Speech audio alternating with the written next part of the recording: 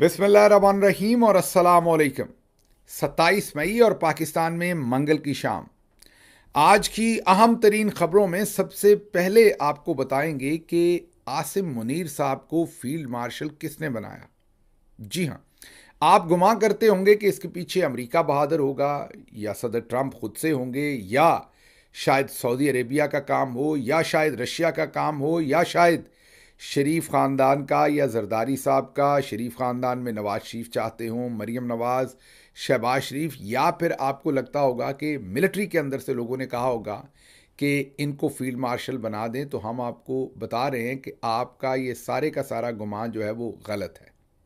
आज इस हकीकत से पर्दा उठाया है लाहौर के बहुत ही मशहूर एडवोकेट जनाब बुरहान मुअज़्ज़म साहब ने, और उन्होंने जो इंकशाफ किया है वो डायरेक्टली फील्ड मार्शल से रिलेटेड तो नहीं है, लेकिन उसमें से नतीजा निकल आया कि फील्ड मार्शल असल में किसी और ने, मीन अमेरिका, रूस, बरतानिया या सऊदी अरब ने नहीं, बल्कि पंजाब पुलिस के 2 कांस्टेबल्स ने बनाया। हिल के रह गए ना आप भी? जी हाँ, इन कांस्टेबल्स का नाम है हसाम और खालिद। इन 2 की मेहनत, इन 2 की जो जफाकशी है, उसकी वजह से आज फील्ड मार्शल साहब फील्ड मार्शल बने हुए हैं। अब आप जानना चाहेंगे वो कैसे। आप कहेंगे कहाँ पंजाब पुलिस के कांस्टेबल, कहाँ फील्ड मार्शल, ये क्या आप इधर की बात उधर मिला रहे हैं? तो कुछ किस्सा इस तरह से है कि 9 मई आप सबको पता है, 9 मई से पहले जनरल साहब शायद ओटीएस के कोर्स से थे, जिसे शॉर्ट कोर्स कहते हैं। लॉन्ग कोर्स वाले जो पीएमए वाले हैं वो उन्हें अपने उस तरीके से बराबर नहीं समझते।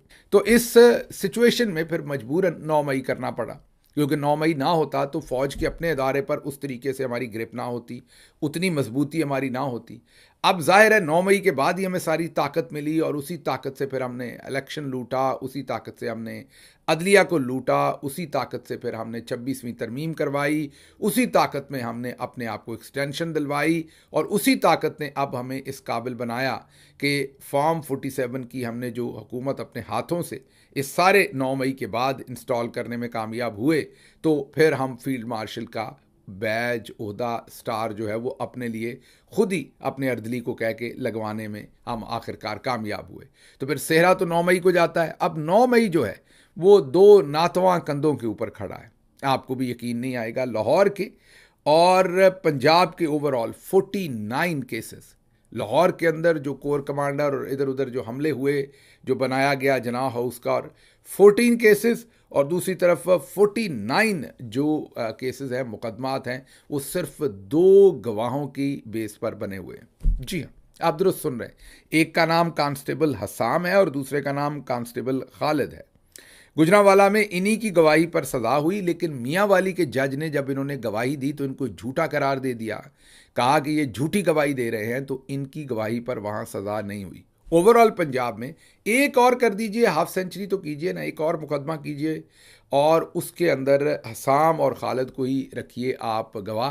कम से कम तारीख में ये नाम तो लिखा जाए कि इन 2 कांस्टेबल्स ने पाकिस्तान की कितनी ज़्यादा खिदमत की है। फिर जाते जाते इनको कोई चले, इन बेचारों को सितारा शितारा तो आप नहीं दे सकते।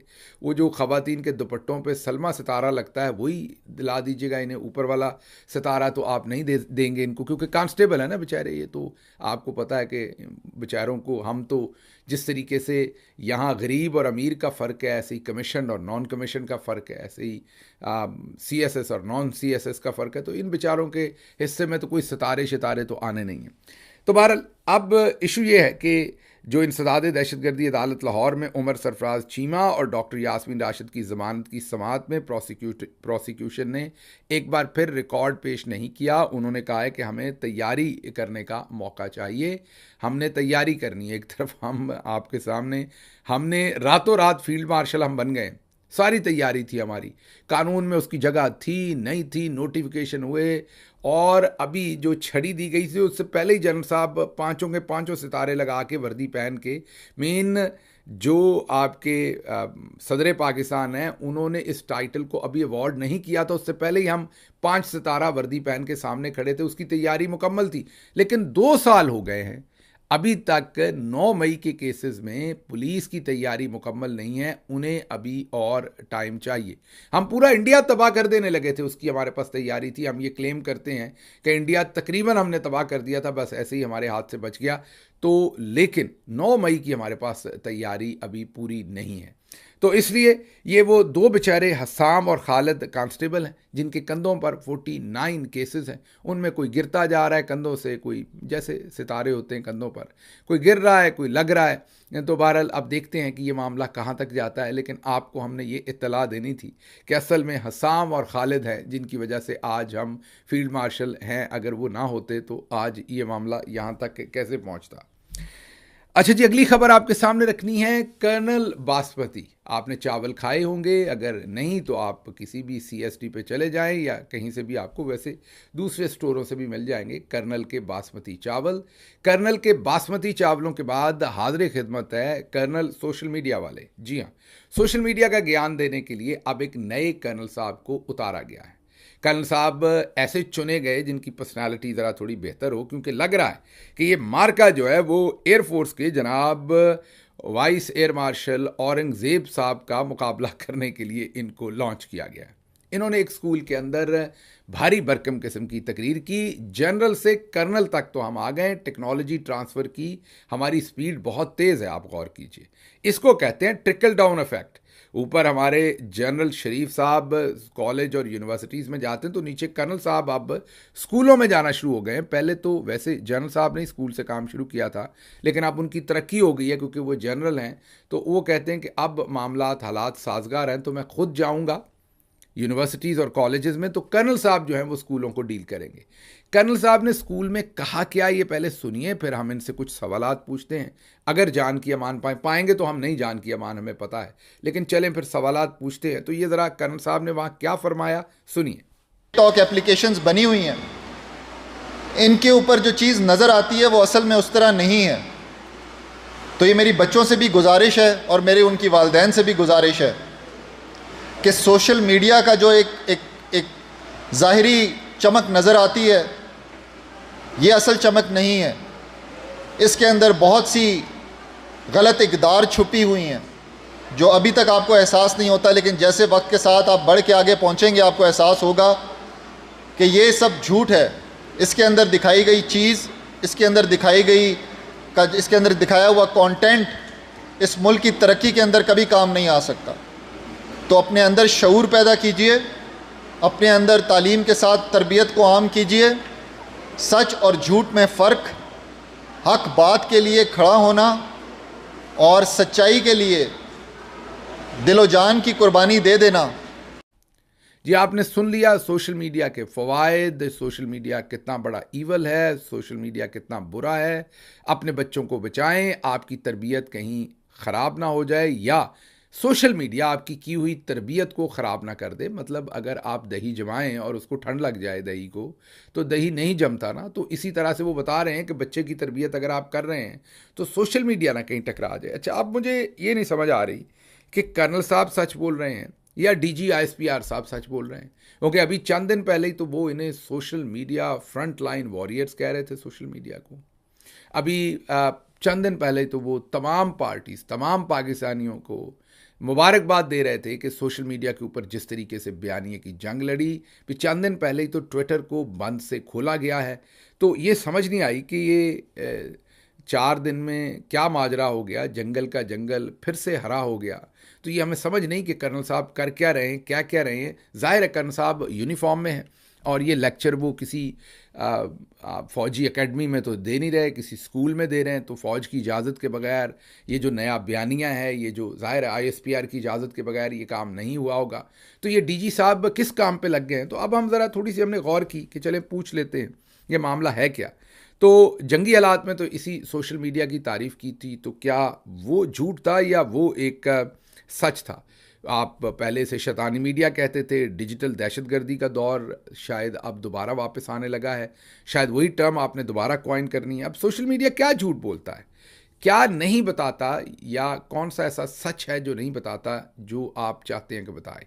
क्या सोशल मीडिया ये झूठ बोलता है कि जो मोहतरमा फ़ातिमा जना साहबा थी उनके ऊपर हर गलीज़ और गंदा इल्ज़ाम जो है वो फील्ड मार्शल अयूब खान ने लगाया था। क्या सोशल मीडिया ये नहीं बताता कि मुल्क का पहला आमिर फील्ड मार्शल अयूब खान था जिसने पहले मार्शल लगाई और फिर हुकूमत को चलता किया और फिर अपने आप को खुद ही फील्ड मार्शल बना लिया। क्या सोशल मीडिया ये झूठ बताता है सर? क्या सोशल मीडिया ये झूठ बताता है कि फ़ातिमा जना साहबा के किरदार पर हमले किए गए, उनकी ज़ात पर हमले किए गए, उनकी हुब्बुल वतनी तक पर हमले कर दिए गए, उन्हें रा और पता नहीं MI6 और किस किस का एजेंट बना दिया गया? क्या सोशल मीडिया ये झूठ बताता है कि शेख मुजीब जीत चुके थे, हक उनका था हुकूमत का, याया खान उनको नहीं देना चाहते थे और याया खान ने ऑपरेशन सर्च लाइट शुरू करवा के अगर लाखों नहीं तो चलें हज़ारों जितने भी वहाँ पर जो वो शहादतें कहूँगा मैं, वो बांग्लादेश में मुसलमान थे, सारे पाकिस्तानी थे उस वक्त के। जो कुछ वहाँ हुआ, क्या वो सोशल मीडिया झूठ बोलता है? क्या हमीद उर रहमान कमीशन पर बात करके रिपोर्ट पर सोशल मीडिया झूठ बोलता है? याया खान ने पाकिस्तान को तोड़ा था, क्या इस पर सोशल मीडिया झूठ बोलता है? ये समझ नहीं है। उसके बाद ज़ियाउल हक साहब आ गए, उन्होंने भुट्टो साहब को ही लटका दिया। वही भुट्टो साहब जो बहुत प्यारे थे आज के शहबाज शरीफ साहब की तरह, वो जनरल याया के साथ मिलके मुल्क तोड़ने में शामिल थे, उन्हीं भुट्टो साहब को बाद में काम निकल गया तो फंदा डाल के लटका दिया। क्या ये सोशल मीडिया गलत बताता है कि वो सब केसेस और सब कुछ इस्तेमाल किया गया था? मामला यही नहीं रुकता। जो कुछ मुशर्रफ साहब ने आगे किया, जो जनरल बाजवा ने किया, जो राहील शरीफ साहब ने किया, वो जाने की बातें जाने दो। याद होंगे आपको वो पोस्टर जो राहील शरीफ साहब ने लगवाए थे, फिर उनकी नौकरी हो गई सऊदी अरब में और फिर वो कभी नज़र ना आए और वो चले गए। उससे पहले वो कहते थे जाने की बातें जाने दो। इस सारे काम के अंदर बता दीजिए सोशल मीडिया कहाँ झूठ बोलता है? 26 नवंबर की बात करता है तो झूठ बोलता है सोशल मीडिया।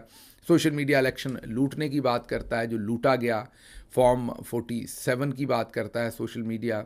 8 फरवरी को जिस तरीके से पोलिंग स्टेशंस के ऊपर मामला लूटा गया, जनरल्स की सियासत के अंदर जो इन्वॉल्वमेंट है और तोड़ फोड़ है, इमरान खान की हुकूमत गिराने से लेके तमाम मामला सोशल मीडिया पूछता है। इसमें मुझे अभी तक समझ नहीं आ रही। जज कहते हैं हमारे बेडरूम्स के अंदर कैमरे लगे, सोशल मीडिया नहीं कहता, जज कहते हैं। जज जो है वो आपके सामने उसकी तमाम एविडेंस रखते हैं, उसके बाद सोशल मीडिया सिर्फ उसको बयान करता है। तो समझ नहीं आई कर्ण साहब कहाँ झूठ बोलता है। गंदी वीडियोस क्या झूठ हैं? जजों के बेडरूम्स के कैमरे, अगवा बराए बयान, लापता अफराद, नामालूम अफराद का शहरियों को लापता करना, अर्दली को वज़ीर-ए-आज़म लगाना, नवाज शरीफ का यास्मीन राशिद से हारना और इस्टेब्लिशमेंट का इसे जितवाना, हारी हुई मरियम नवाज़ का फॉर्म 47 पर वज़ीर आला पंजाब बनवा दिया जाना और उसके बाद उन्हें पाकिस्तान की रानी बना देना कि जो उनका दिल करे वो करें, जिस तरफ वो देखें उस तरफ फूल खिल उठें, जिस तरफ कहर से देखें उधर आग बरस उठे। क्या सोशल मीडिया ये कहता है तो गलत कहता है? कहीं इंसाफ ना हो जाए इस खौफ से डोगर साहब को ले आना, उनका इमरान खान के केसेस ना सुनना, ऊपर सुप्रीम कोर्ट के अंदर जो हालत की है, जो जजेस की पैकिंग की है, उसको सोशल मीडिया कहता है। समझ नहीं आती क्या है। अराकीन को गन पॉइंट पर तरमीम के लिए लाना झूठ है, साइफर झूठ है, इद्दत का गैर इस्लामी केस झूठ है। बच्चों को भी सच बताएं कि ये सब आपने किया है या किसने किया है। करण साहब ये बताना चाहिए आपको कि ये सब कौन करता रहा है। कुरान मजीद में कई जगह इंसाफ कायम करने का हुक्म है, तो हाफिज़ साहब तो ख़ुद कुरान करीम पढ़ते हैं और समझते हैं, तो वो बताएं कि किस तरीके का इंसाफ पाकिस्तान में अदालतों के थ्रू कायम किया जा रहा है। कि आई जो इमरान खान के साथ जेल में सलूक वहाँ वाले कर्नल साहब कर रहे हैं वो बताना सोशल मीडिया पर झूठ है। जो बुशरा बीबी के साथ उनके सेल में बिजली बंद करके बार बार सलूक किया जाता है वो क्या झूठ है? जो पाकिस्तानियों को उठा के नंगा करके बरहना करके मारा गया वो झूठ है या सच है?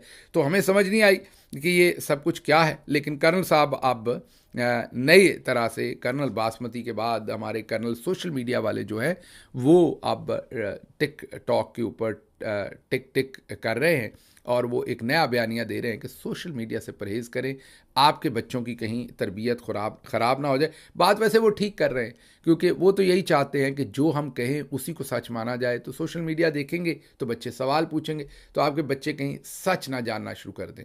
अगली खबर की तरफ चलते हैं। अगली खबर बड़ी इंटरेस्टिंग है। हमें पता चला है कि हमारे जनाब बहुत ही मोहतरम, जी हाँ, बहुत ही मोहतरम हमारे जस्टिस अमीनुद्दीन साहब हज पर तशरीफ़ लेकर जा रहे हैं। पहली तो मेरा मशवरा ये है कि हजूर वाला हेलमेट पहन के जाइएगा अमीनुद्दीन साहब। ये नहीं मैं कह रहा कि वहाँ कोई पाकिस्तानी कुछ करेगा, क्योंकि वहाँ तो सऊदी अरब में सख्ती बड़ी, अगर वो करेगा तो वो उठा के जेल में डाल देंगे। तो वहाँ मेरा नहीं ख्याल आपके ख़िलाफ़ कोई भी कुछ करेगा हज पर। लेकिन मुझे फ़िक्र ये है कि अगर हमारे बहुत ही मोहतरम जस्टिस अमीनुद्दीन साहब, अगर आपने शैतान को कैंकरी मारी तो वो कहीं उठा के वापस ना मार दे आपको, क्योंकि जो आपने काम किए हैं वो आगे से कहेगा कि सारी दुनिया तो मुझे मारे, आप तो मेरे भी अब्बा हजूर हैं जो कुछ आप कर बैठे हैं। तो आप कहीं शैतान को कैंकरी ठोकें, वो आपकी पुड़पड़ी में, पुड़पड़ी इसको कहते हैं सर, शैतान आगे से उठा के कैंकरी आपकी पुड़पड़ी में मार दे, पंजाबी में कहते हैं, आपको पता नहीं इसका पता है कि नहीं, तो वहाँ नुकसान हो जाएगा। हेलमेट पहन के जाइएगा और मेहरबानी कीजिएगा, क्योंकि शैतान भी गुस्सा कर सकता है। और मैं आपको बताऊं कि जो आपकी परफॉर्मेंस है वो शैतान को भी मांद कर देगी, क्योंकि जितना आपने माशाल्लाह चेहरा नूरानी है और उसके अंदर जो आपकी परफॉर्मेंस है, जितना गंदा काम आपने सुप्रीम कोर्ट में बैठ के किया है, जो गलाजत की है। अब आप समझ रहे होंगे कि मुझे ये कहाँ से गुस्सा आ गया। नहीं, ये आज सिलसिला शुरू कर रहे हैं नेम और शेम का। तो हम जस्टिस अमीनुद्दीन, घर वालों ने नाम भी रखा था अमीन, अमानतदार, जो इमानत का ख्याल रखे, अमीनुद्दीन, दीन की इमानत रखने वाले। अल्लाह ने फिर उन्हें इसी नाम की वजह से, माँ बाप के कोई अच्छे काम होंगे, जज बना दिया, सुप्रीम कोर्ट का जज बना दिया, और उन्होंने वो गंदा किरदार वहाँ जाकर निभाया है कि खुदा की पनाह, तौफन ज़दा जिस तरह की वो इस वक्त अपनी जजमेंट्स दे रहे हैं, जिस तरह से वो अगली अपनी कुर्सी सीधी करने के लिए अपनी जो आखिरत तबाह कर रहे हैं। अच्छा, लोग कहते हैं जी आखिरत का फ़ैसला अल्लाह मियाँ ने करना। नहीं, ऐसा नहीं है। अल्लाह मियाँ ने कुछ कवायद जो हैं और ज़वाबत जो हैं वो यहाँ तय कर दिए। मसलन क्या यजीद की आखिरत का फ़ैसला वहाँ होना है? नहीं, वो यहाँ हो चुका है। इसी तरीके से जो शैतान किसी बेवा का हक मारता है, किसी यतीम का हक मारता है, किसी नाहक को कत्ल करता है, किसी पर जुल्म करता है, उसका अल्लाह मियाँ ने पैरामीटर्स इसीलिए हमारे पास हमारी किताब भेजी है कि हमें पता चले। तो मुझे पता है आप लोगों ने मेरे ख़िलाफ़ हो जाना, लेकिन मैं बिल्कुल 100% हूँ कि अमीनुद्दीन साहब अपना टाइम ही आगे पीछे करने जा रहे हैं। हज कबूल हुजूर नहीं होना। अब मैं तो बहुत गुनाहगार हूँ, लेकिन जो कुरान ने मुझे और पूरे मुसलमानों को हदायत दी है, आप मेहरबानी करके यहीं ये जो खिदमत कर रहे हैं यहीं कंटिन्यू कीजिए। अपनी जगह पे किसी गरीब आदमी को हज पे भेजिए जिसने कोई अच्छे अमाल किए हुए हैं। तो नेम एंड शेम कीजिए। अमीनुद्दीन साहब से शुरू करते हैं, बाकी जो दोस्त आपको मिले उनके लिए भी बातचीत कीजिए। तो गालियाँ नहीं देनी आपने गंदी, ये इस हमारी सोसाइटी में, हमारे मज़हब में इसका। और फिर आप कहते नहीं, गंदी गालियों से नीचे काम नहीं होता। बाकी काम आप करते नहीं जो आपको हम कहते हैं। नेम और शेम जो इखलाकियात के अंदर, पहले इखलाकियात के अंदर वाला काम तो कर लेना, फिर गालियों की तरफ चले जाइएगा। तो गालियाँ ना दें, इखलाकियात के अंदर ज़रा अमीनुद्दीन साहब से शुरू कीजिए। ये हज पर जाना चाहते हैं। अभी हम सुबह एक और शख्सियत भी ऐसी एक बहुत ही मोतबर जगह पर जाना चाहती है, उनका भी कच्चा चिट्ठा आपके सामने रखेंगे, वो ज़रा सुबह के व्लॉग में रखेंगे। अब ज़रा आगे चलते हैं। बर्फ़ हल्की हल्की पिघलना शुरू हुई है।